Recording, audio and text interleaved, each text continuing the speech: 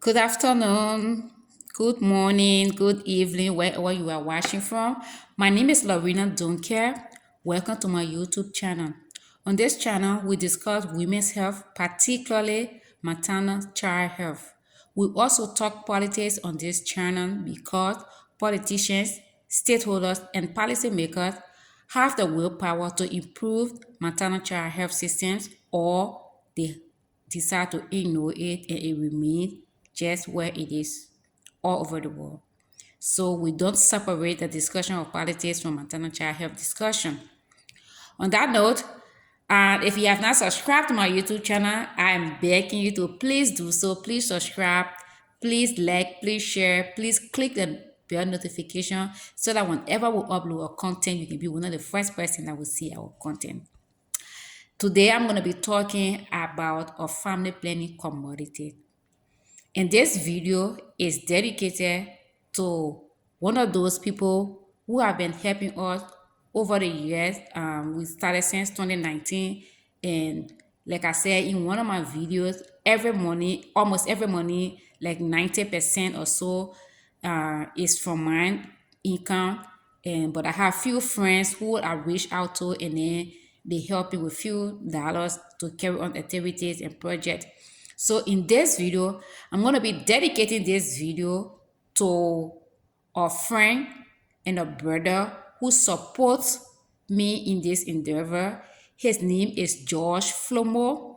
George Flomo is from Liberia. He lives in Philadelphia. I want to say shout out to you. I appreciate everything you do. Your money speaks at the maternal waiting home in Borway. Your money speaks in enabling my staff to go to school, to our school health project.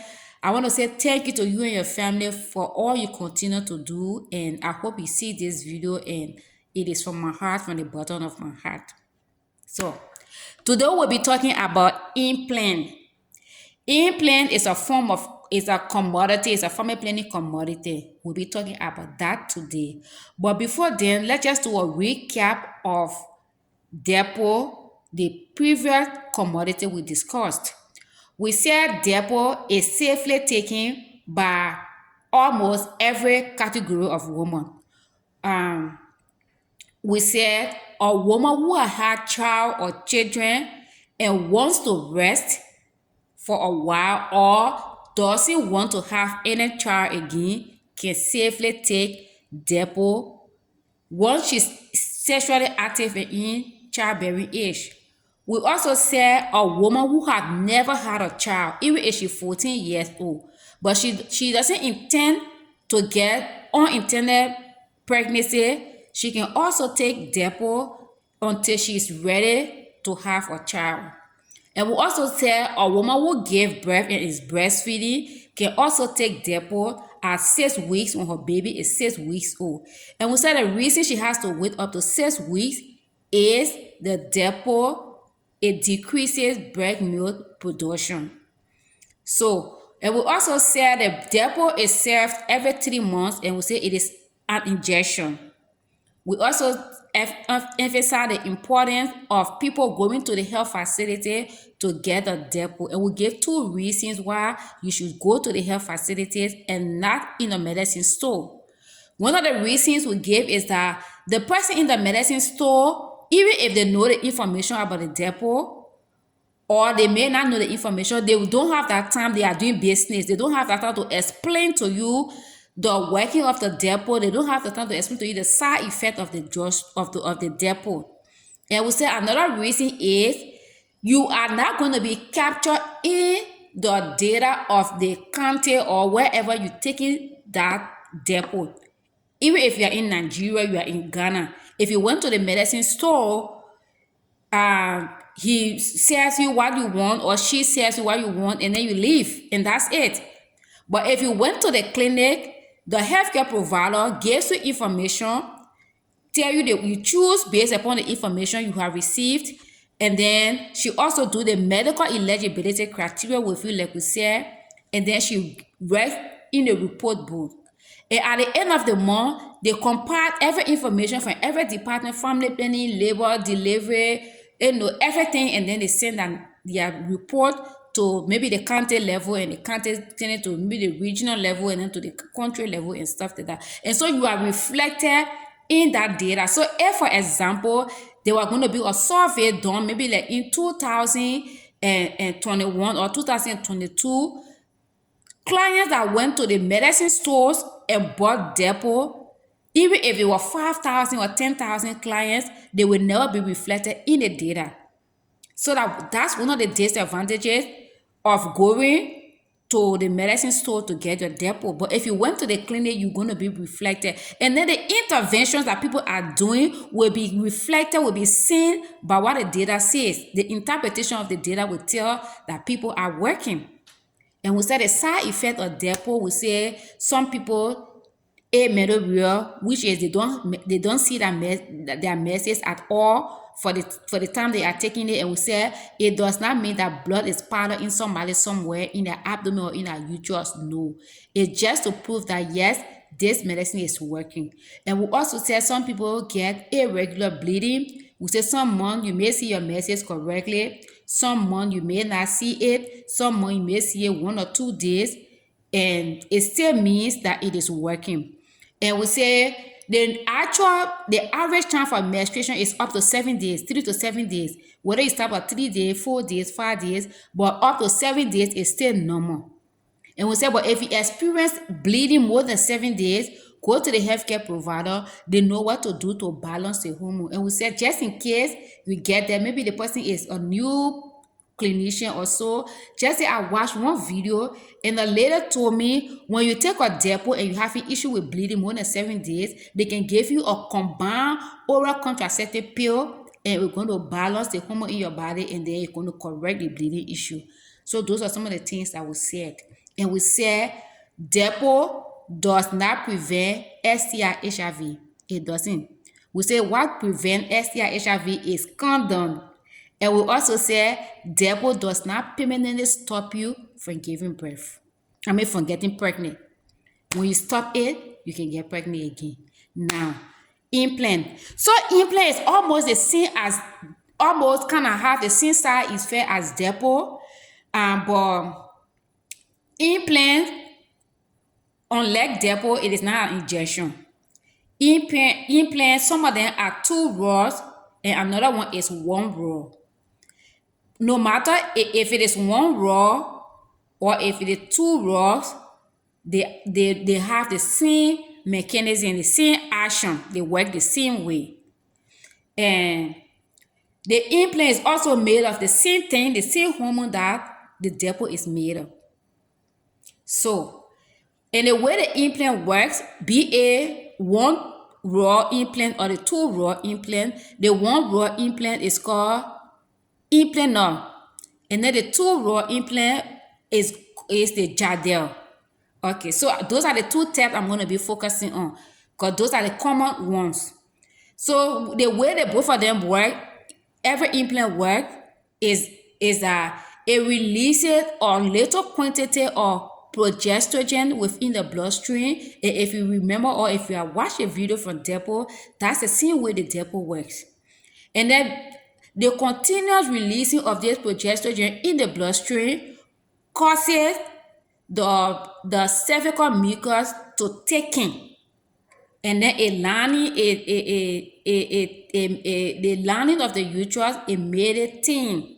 So that makes it impossible for the sperm to pass through. So we're not going to go into more detail, but that's how it helps in preventing pregnancy. And if you took the Jadel, it's for 5 years. It is the 2 rods are inserted in the same arm, not 1 year, but in the same arm. And then if you took the implant, it's for 3 years, and it is a 1 rod is also inserted into the arm.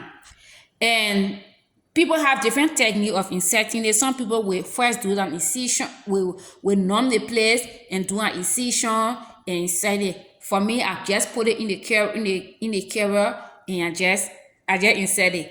I feel doing an incision first, like making a little incision before you insert it. I feel like I'm going to cause too much pain for the patient, so I just insert it, and I mean, it's all. I always enjoy doing it that way, and the patients or the client enjoy it, and people who are also taught the same skill. I mean, they think it's better than to even do the incision, but whatever way it is inserted, it's going to still work the same way. So, who can take implant? So implant like Depo, any woman of childbearing age who is sexually active can take implant. A woman who has had children or has had child and decides to rest for some time or decides that she is done having children, she can take implant. So she either takes it to rest for some time and leave it and get pregnant, or she takes it and then and because she does not want to get pregnant again. That means she has to take it continuously until she's in her menopause, because implant is not a permanent method. And a woman who had never had a child before and decides that, oh, though I haven't had a child, but I don't also want to get pregnant when I'm not prepared, she can also take implant for prevention. And when the day she leaves it, she will get pregnant. And implant again, the same way like Depo, a woman who gave birth and is breastfeeding can also use implant at 6 weeks when her baby is 6 weeks old. And for the same reason, so that she can start earlier than 6 weeks, because it's so that it doesn't interfere with breast milk production. And implant, like I said from the beginning of this video, it has similar side effects like the Depo. It cause um, irregular bleeding. It also cause, for some people, amenorrhea, which is no menstruation, and it doesn't mean that blood is piled in your abdomen or blood is sitting in your uterus. No. And implant cause nausea for some people, like you feel the vomiting, but it's not, you're not going to vomit, but you just have that, like you feel like vomiting. And for some people, it causes drowsiness for them, especially in the morning hours. And for some people, it causes mild headache for them. And for some people, for some people it cause mild headache for them. Some people it cause more swing, like they become like, if February born like I am. Like some days they just have some funny attitude, that something that usually would not bother them, just bother them when somebody says it. So the side effects, these are the side effects, these are the common side effects, but these side effects don't happen to everybody. We all have a different body system, so it happens to people, according to their body system. And therefore, like any other family planning, like we say in our general video, not double implant. If you go to the healthcare facility, and even if you have it in your mind, you just go straight say, I want implant, he's not just going to take the implant and give it to you. They are going to go through the information, the counseling session with you, and then if the information they provide, you are still convinced you want implant, you say, I want implant, the provider is going to go through the medical eligibility criteria with you. And like I said in the implant video, it is a medical eligibility criteria that finally qualifies you for the commodity you have chosen. So if it qualifies you, then the provider is going to serve the implant. If it is the implanter, it's going to be for 3 years and it is one row. If it is a Jadil, it's going to be for 5 years and there are 2 rows. And they do not protect against STI and HIV. And they are not permanent method. So those are information. These are information on implant. So we're going to do a recap in our next video about the next commodity. So again, September 26th is World Contraceptive Day, and have decided to use the rest of the days in the month to give education on family planning commodities. These commodities I just talk about the implant today, and I talk about the Depo. I think 2 days ago, they are available worldwide. They are available in the US. They are recommended by FDA.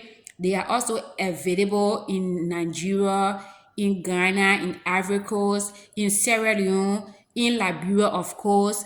And please do not go to the medicine store to buy family planning commodity. Please go to the health facility, because at the health facility you're going to get information, you're going to be counseled on the medication, you on the commodity, and then you're going to choose your commodity based on informed decision. That is to say, you have the information what is of all you are for, and based on that you make a decision.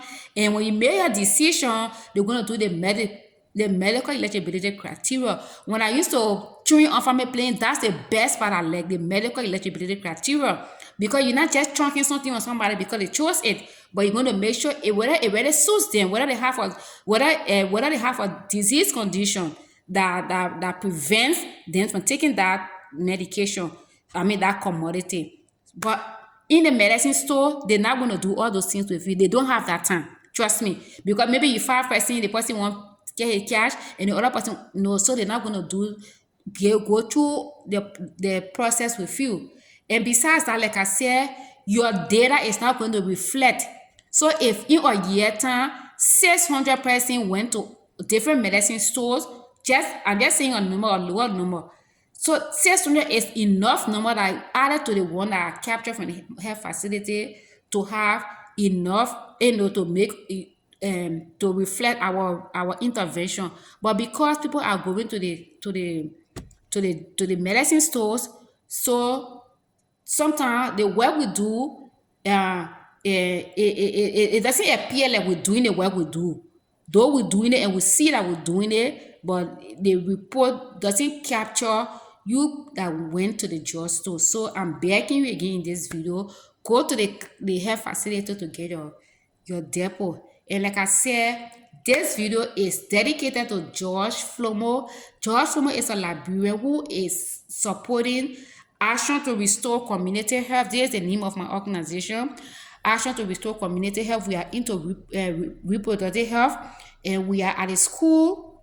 We are at schools doing school health club. We are at the community working with traditional birth attendants. Those are the kind of activities we are into. And we also have an agriculture and